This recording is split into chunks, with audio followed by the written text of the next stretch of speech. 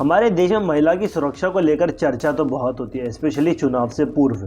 नेता लोग आएंगे, अपने बड़े बड़े बयान देंगे कि वो लोग किस तरीके से महिला की सुरक्षा के लिए कदम वगैरह उठाएंगे। अपने मैनिफेस्टोज में ये सब वादे वगैरह, बड़े बड़े वादे मेंशन करेंगे। परंतु जैसे ही चुनाव खत्म होते हैं और उनकी जब पार्टी जो है सरकार बनाती है, तो उनके बाद ये जो मैनिफेस्टो में इनके जो वादे हैं वो सिर्फ वादे रह जाते हैं। कहने का तात्पर्य यह है कि हमारे देश में जितनी ज़्यादा चर्चा होती है महिला की सुरक्षा को लेकर, अगर उसमें से थोड़ी सी भी चर्चा अगर हो जाए ना कि किस तरीके से हमारे देश की महिलाओं को सुरक्षित करना है, तो बहुत बेहतर होता। भारत एक ऐसा देश जहाँ पे हम लोग स्त्रियों को देवी का दर्जा देते हैं, परंतु बड़ी ही दुख की बात है कि एक 2020 के रिपोर्ट के मुताबिक भारत महिलाओं के रहने के लिए सबसे अनसेफ देशों में से एक है। मैं नहीं कह रहा, ये जो रिपोर्ट है जो आपकी स्क्रीन पे है ये कह रही है। अगर मैं आंकड़ों में जाऊं तो आपको थोड़ा सा और ये जो मैटर है थोड़ा सा समझ में आएगा। ये जो आंकड़े जो आपकी स्क्रीन पे हैं वो कितनी दिल दहला देने वाली आंकड़े हैं। अगर आप इन आंकड़ों को देखिएगा तो ये तो वो आंकड़े हैं जिनको रजिस्टर कराया गया है।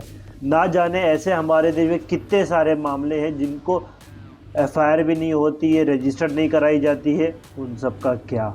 अगर मैं एनसीआरबी के डेटा के हिसाब से जाऊं तो आपको पता चलेगा कि हमारे देश को महिलाओं की सुरक्षा को लेकर काम करने की बेहद ज़रूरत है। और हमारी महिलाओं को ये सुरक्षा क्यों नहीं मिलती, इसके कुछ बड़े कारण हैं। उसमें से जो सबसे पहला और जो सबसे बड़ा कारण है वो है हमारी जुडिशियल सिस्टम का। आपको निर्भया का केस तो याद ही होगा, सन 2012 का। ये जो ईयर है ना, ये आप दरअसल नोट करिएगा, सन 2012 का ये केस था।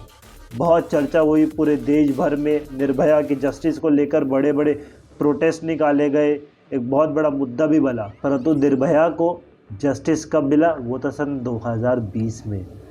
2012 से लेकर 2020 तक 8 साल के लंबे इंतजार के बाद निर्भया के परिवार को न्याय मिलती है। दूसरा केस एक एग्जाम्पल देता, वो है बिल्किस बानो केस का। बिल्किस बानो केस जो है वो है सन 2002 का। ये जो केस है इसमें पुलिस जो है शुरुआत में तो एफआईआर वगैरह रजिस्टर करने से इनकार करती है। फिर जब national human rights of commission जो है वो लोग इंटरफेयर करते हैं इस मैटर में, तब जाके पुलिस जो है एफआईआर वगैरह लॉन्च करती है। बाद में जो केस है सीबीआई को ट्रांसफ़र होता है, इसके ऊपर कार्रवाई चलती रहती है। केस की कोर्ट में हियरिंग्स वगैरह होते हैं और मई 2017 में बॉम्बे हाई कोर्ट ने बिल्किस बानो के केस के जो कन्विक्ट्स है उनको गिल्टी करार किया गया। परंतु 15 अगस्त 2022 को जब हमारा देश आज़ादी के अमृत महोत्सव मना रहा था, 75 वर्ष आज़ादी के, तब हमारी सुप्रीम कोर्ट ऑफ इंडिया ने गुजरात गवर्नमेंट डाइवर्जन पॉलिसी के तहत इन 11 जो कॉन्विक्ट्स हैं उन सबको रिलीज़ कर दिया। ये तो सिर्फ मैंने 2 केसेस के बारे में बताए हैं, ऐसे कई सारे केसेस हैं जिसमें एक स्त्री जाती है पुलिस स्टेशन में एफआईआर लॉन्च कराने। पुलिस जो है शुरुआत में एफआईआर वगैरह लॉन्च नहीं करती, और अगर एफआईआर लॉन्च भी कर देती है तो कई बार ऐसा होता है कि वो लोग जो सबूतों के साथ छेड़छाड़ करके वो जो अपराधी है उनको बचाने की पूरी कोशिश करती है। इससे क्या होता है, जो कानून के प्रति जो लोगों का विश्वास है वो कम होता है। अगर चलिए पुलिस ने अपना काम सही से कर रही है तो ये जब मामला जब कोर्ट में जाता है तो कोर्ट में इतनी लंबे समय तक हियरिंग्स चलती है। बिल्किस बानो का केस में 2017 में उसको न्याय मिलता है, करीब 17 साल बाद। इतने लंबे समय तक कोर्ट में लड़ना पड़ता है तब जाके न्याय मिलती है एक आम आदमी को। तो ये तो है हमारे जुडिशियल सिस्टम का हालचाल। दूसरा जो बड़ा और प्रमुख कारण है वो है हमारे नेताओं के ऊपर। जब हम लोग वोट डालने जाते हैं तो हम लोग में से कई लोग जो हैं, हम लोग को पता ही नहीं रहता है कि हम लोग जिस नेता को वोट दे रहे हैं उसके अगेंस्ट कितने सारे क्रिमिनल चार्जेस हैं। अगर मैं आंकड़ों में जाऊं तो आपको पता चलेगा कि हमारे कुछ नेता लोग हैं जिनके ऊपर ये आरोप लगाया गया है कि वुमेन के ऊपर क्राइम का। से कई सारे मामले हैं जहां पे जो कानून बनाने वाले हैं वही कानून तोड़ने वाले हैं। आंकड़े जो है आपके स्क्रीन्स पर है। जब बात आती है कि न्याय के लिए, तो देखिए हमारे देश में जो न्याय का जो सिस्टम है उसका हालचाल तो मैंने आपको थोड़ा पहले ही बता ही दिया है। ये आंकड़े जो है थोड़ा से और साफ करेंगे आपको। 2016 के ये आंकड़े हैं एनसीआरबी के। और यही नहीं, ऐसे हमारे कई सारे नेता वगैरह भी हैं जो कि बड़े गजब के बयान देते हैं महिलाओं के ऊपर। जैसे झारखंड के मुख्यमंत्री हेमंत सोरेन, उनका एक बड़ा ही कंट्रोवर्शियल सा बयान है जो आपकी स्क्रीन पे है। सिर्फ वो एक अकेले नेता नहीं है जिन्होंने बड़े कंट्रोवर्शियल बयान दिए हैं। पूर्व में ऐसे बहुत सारे नेताएं हैं जिन्होंने बड़े ही कंट्रोवर्शियल स्टेटमेंट्स दिए हैं महिला सुरक्षा के ऊपर।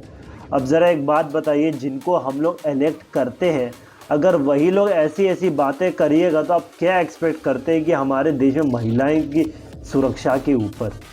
हर साल महिलाओं के आगे जो क्राइम है वो बढ़ता ही जा रहा है। 2017 लीजिए, 18 देखिए, 19 देखिए, आंकड़े जो हैं आपको बताते रहेंगे कि क्राइम जो है बढ़ते जाते हैं और जो बात आती है कि जस्टिस की वो तो मिलता ही नहीं है। तो अब बात आता है कि ऐसा आखिर हम लोग क्या कर सकते हैं जिससे कि हमारे देश की जो महिलाएं हैं वो लोग सुरक्षित फील करें। सबसे जो पहला कदम है वो है हमारे देश की जो लॉ एंड ऑर्डर में पूरे तरीके से एक रिफॉर्म। क्योंकि देखिए, जब तक हमारे देश की इस कानून में जब तक वो रिफॉर्म्स नहीं आएंगे ना, तब तक कुछ नहीं हो सकता। पुलिस स्ट्रिक्ट एक्शन ले, कोर्ट्स में जब मामले जाते हैं तो मामला जो है इतने लंबे समय तक नहीं टले, जल्दी से जल्दी सुनवाई, और ये जो अपराधी है उनके मन में डर पैदा होना चाहिए कानून का। क्योंकि अगर जैसे बिल्किस बानो के केस में अगर अपराधी जो ऐसे छूट जाएंगे तो कैसे चलेगा। अपराधियों के अंदर डर पैदा करना बेहद ज़रूरी है, जाके हम लोग कह सकते हैं कि हाँ, हमारा जो देश है महिला की सुरक्षा को लेकर सीरियस है। एक और जो कदम है वो हम लोग ये कर सकते हैं कि एक 24/7 जो हेल्पलाइन नंबर है वो रख सकते हैं वुमेन्स के लिए। वुमेन्स जो फोर्सेस है वो बड़े वुमेन पेट्रोल टीम रहनी चाहिए हर गली हर चौराहे पर, ताकि हमारी देश की जो स्त्री है वो सेफ फील करे। और इस वीडियो को मैं समाप्त करूं उससे पहले शैलेश लोढ़ा की कुछ पंक्तियां नारी के ऊपर। कुंठित है तो वह एक अभिलाषा है, बस यही नारी की परिभाषा है। हम समुद्र का है तेज वेग तो झरनों का वह निर्मल स्वर। हम एक शूल हैं तो वह सहस्त्र ढाल प्रखर। हम दुनिया के हैं अंग, वह उसकी अनुक्रमणिका है। हम पत्थर के हैं संग, वह कंचन की कणिका है। हम बकवास हैं, वह भाषण है। हम सरकार हैं, वह शासन है। हम लवकुश हैं, वह सीता है। हम छंद है, वह कविता है। हम राजा है, वह राज है। हम मस्तक है, वह ताज है। वही सरस्वती का उद्गम, वही एक सुभाषा है। हम एक शब्द है तो वह पूरी भाषा है। हम कुंठित हैं तो वह एक अभिलाषा है, बस यही नारी की परिभाषा है। बस यही नारी की परिभाषा है। Thank you so much. आशा करता हूँ आपको ये मेरा जो वीडियो है पसंद आया होगा। आपकी क्या राय है महिला की सुरक्षा को लेकर, उसको कैसे इम्प्रूव किया जाए भारत में, इसके ऊपर आप मेरे को कमेंट बॉक्स में ज़रूर से बताइएगा।